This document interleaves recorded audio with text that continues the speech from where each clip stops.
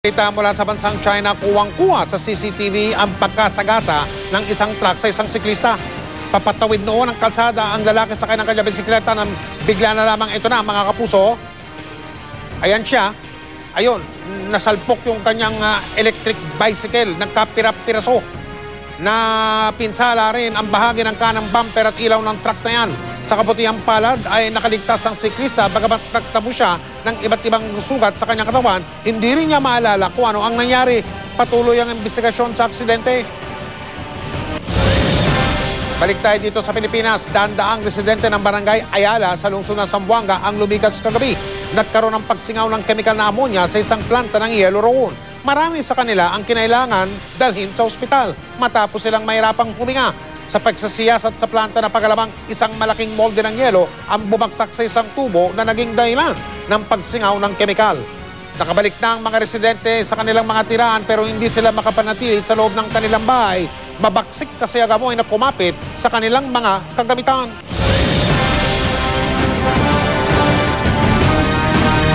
Mga kapuso, opisyal na po ito. Nagsimula na po ang panahon ng tag-init. Summer na po simula ngayong araw na ito. At ayon sa pag-asa, posible raw umabot ng hanggang 38 degrees Celsius ang pinakamainit na temperatura ngayong panahon ng tag-init. Kaya ingat po tayo sa sakit na balat. Ingat din po yung mga may sakit sa puso at alta presyon. Narito ang pagtutok ni Cesar Apolinario.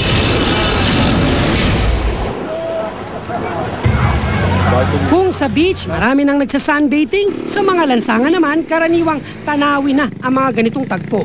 Kanya-kanyang diskarte sa paglaban sa init ng araw. Tiba-tiba ang mga samalamig at halo-halo.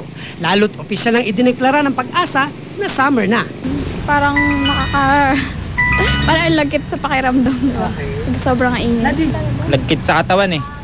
Pawis. Gustong maligo. Mayat-maya eh.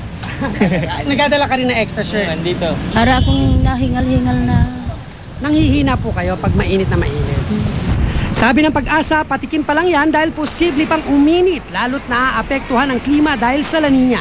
Katunayan, bago pumasok ang Marso, pumalo sa 34.4 degrees Celsius ang naitalang pinakamainit na temperatura. Mas mainit yan kumpara sa 33.7 noong Pebrero noong isang taon. Kanina nakatala ang pag-asa ng 33.6 degrees Celsius maximum temperature sa Metro Manila. Inaasahang papalo sa 38 degrees Celsius ang pinakamainit temperatura sa bansa ngayong taon. Halimbawa, ngayon nag-34 degrees Celsius sa lugar nito. Tapos ang humidity natin, relative humidity natin is 50%. Ibig sabihin,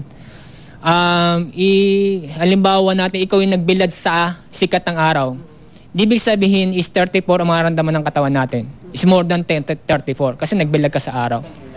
Sa satellite photo ng pag-asa, kapansin-pansing walang ulap sa kalangitan kaya direkta ang sikat ng araw sa Luzon at Visayas. Pero hindi lang daw dapat yan ang bantayan, lalo't mismong eksperto na ang nagsabing malaking epekto ang lalo pang umiinit na panahon sa kalusugan ng tao. Bukod sa sari-saring sakit sa balat na nakukuha tuwing tag-init, kailangan doble ingat ang pinaka-apektado, gaya ng mga may sakit sa puso at alta presyon. It complicates the problem further dahil syempre yung puso nila mas hindi kaya na tugunan yung pangangailangan na yon. Kapag sobrang init, pwedeng makaranas ang heat exhaustion. Heat exhaustion ay hindi na bigyan agad ng lunas and then pwede siyang magdiretso into what we call a heat stroke, which is a medical emergency. Payo ng doktor, palaging uminom ng tubig at magsuot ng damit na manipis at malambot. Magdala rin daw ng payong kung lalabas. Sa mga nasa loob ng bahay o pabrika, kailangang maayos ang ventilasyon. Cesar Apolinario, Nakatuto, 24 oras. At ngayong tag-init na nga, mahalaga siyempre ang tubig. Pagtitiyak ng kumpanyang Maynilad, sapat ang supply ng tubig pero kagabi, ilang lugar ang nawalan ng tubig habang nagsasagawa ng pagkukumpuni ang Maynilad. Nakatutok si Steve Dailisa. Halos bahagi ng bahagi ito ng Commonwealth Avenue Extension sa Quezon City dahil sa pagbulok ng tubig mula sa tubo ng Maynilad kaninang umaga. Ang mga sasakyan kusa nang iniwasan ng malakas na agos. Ayon sa Maynilad, sadya raw ang pagpapakawala ng tubig bilang bahagi ng service repair sa balbula ng kanilang Lamesa Booster Station.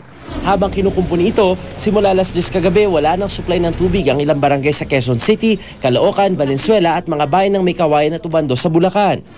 Kabilang sa nawala ng supply ang barangay Payatas.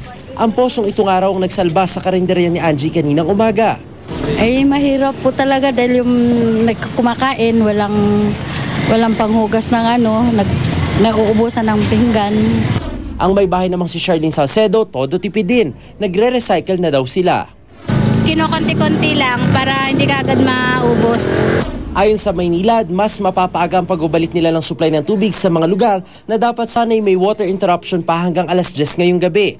Yung mga lugar na medyo mataas or malayo mula sa aming planta, maaari nga madali ng ilang oras yung pagbalik ng tubig pero ahead of schedule pa rin ang ating pagbalik sa normal ng supply.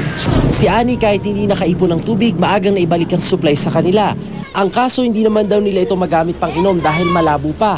Nangangamba rin silang maulit ang pila balding sinapit ng mga nagdaang taon lalo't papasok na ang tag-init.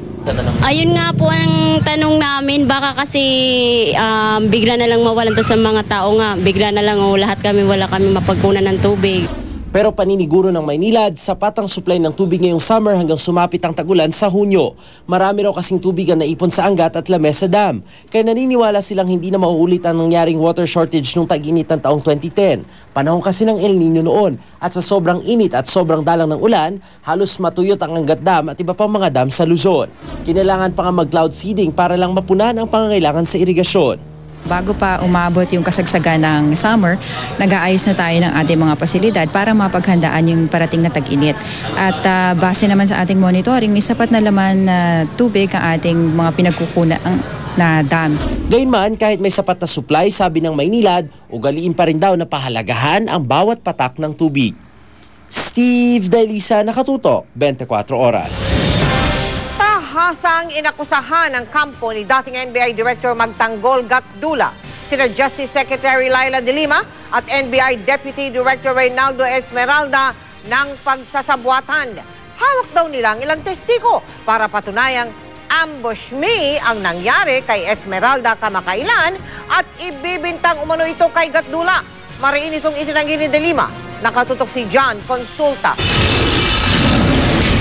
Hiniling ng kampo ni dating NBI Director Magtanggol Gatdula sa Manila RTC Branch 24 na payagan silang mabusisi at makunan ng litrato ang sasakyan ni NBI Deputy Director for Technical Operations Reynaldo Esmeralda. Nais din nilang makuha ang medical records at forensic examinations sa mga ebidensyang nakalap sa lugar na pinangyarihan ng anilay ambush me noong February 21. Yung ambush me will be the basis for his eventual arrest. At habang hinuhuli siya,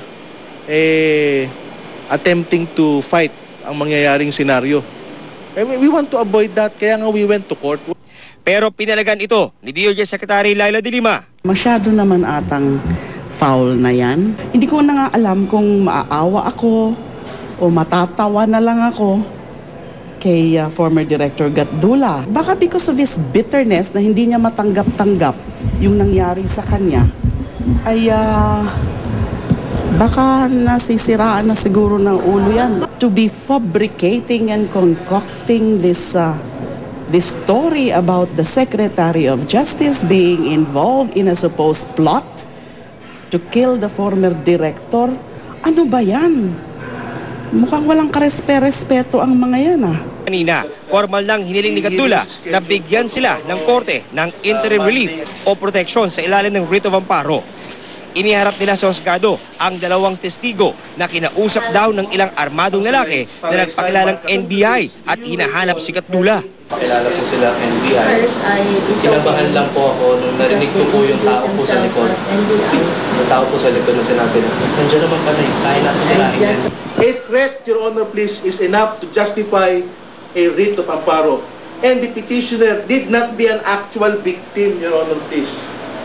If that were the case, then we'll have to wait for people to die or people to be maimed or tortured before a petition for the issuance of a writ of amparo can be filed. Mariin namang tinutulan ni Assistant Solicitor General Amparo Tan ang hiling ni Gatdula. Nais lang daw kasing umiwas ni Gatdula na harapin ang kasong kidnapping at illegal detention na isinampa laban sa kanya.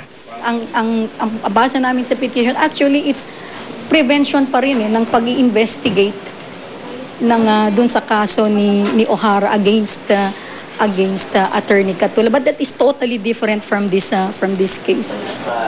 Binigyan ni Judge Silvino ng 3 araw para makapagsumite ng kanilang written manifestations ang magkabilang kampo. Nagpalabas naman ng DOJ ng subpoena na nagpapaharap kay Gatdula sa isasagawang investigasyon sa March 12.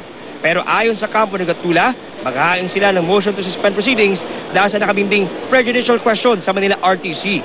Umaasa si Gatdula, lalabas ang totoo sa korte. Kailangan talagang maging handa. Opo. Sa korte na lang yung pupuntahan natin. Sa panayam naman ng JB News, napaiyak ang asawa ni Gatdula dahil sa pangamba sa kanilang kaligtasan. Asawa ko yan. You're worried? Of course. Ano ba yung prayer niya? Yung last nila, prayer niya na lang po. Ano yung prayer niyo? Of course, matapos na itong lahat. Tapos. Sinusubukan naman namin kunin ang panig ni Esmeralda, pero di pa rin siya sumasagot sa aming mga text at tawag. John Consulta, nakatutok, 24 oras.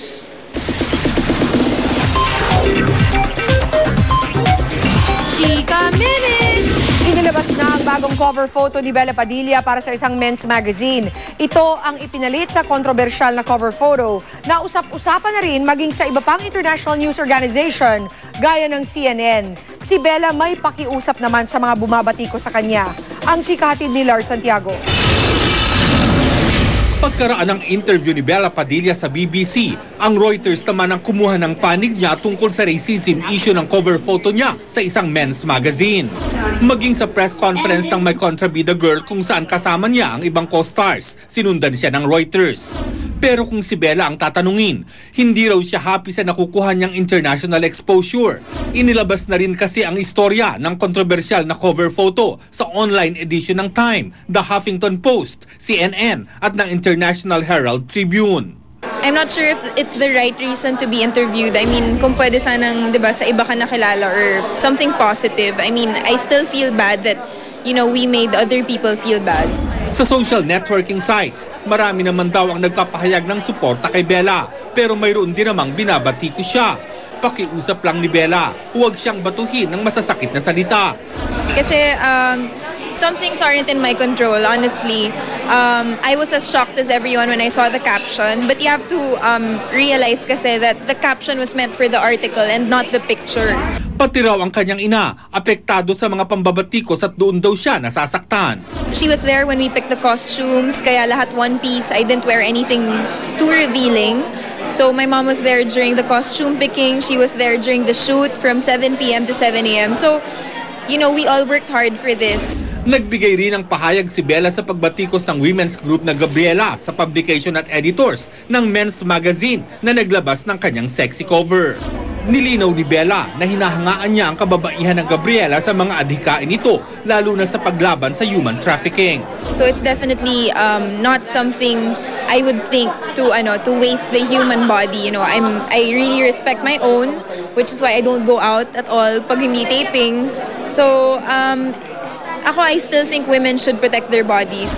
At dahil nga sa di pa rin matapos-tapos na batikos, inilabas na ang bagong cover para sa March issue ng FHM Philippines kung saan tampok pa rin si Bella. Lars Santiago, updated sa Showbiz Happenings. At yan ang ating mainit at chikahan this Thursday night. Tutok uli bukas for the hottest in showbiz. Dito lang sa Chika Minute. Ako po si Pia Guanyo. Mel, Mike? Salamat, Pia. At yan po mga balitang aming tinutukan sa nakalipas na 24 oras. Maraming salamat sa inyong pagtitiwala. Mula sa tahanan ng katotohanan, ako po si Mel Tiangco. Ako po si Mike Enriquez. Ito ang GMA, walang kinikilingan, walang pinoprotektahan. Walang kasinungalingan, serbisyong totoo lamang. At dahil hindi natutulog ang balita, nakatutok kami 24 oras.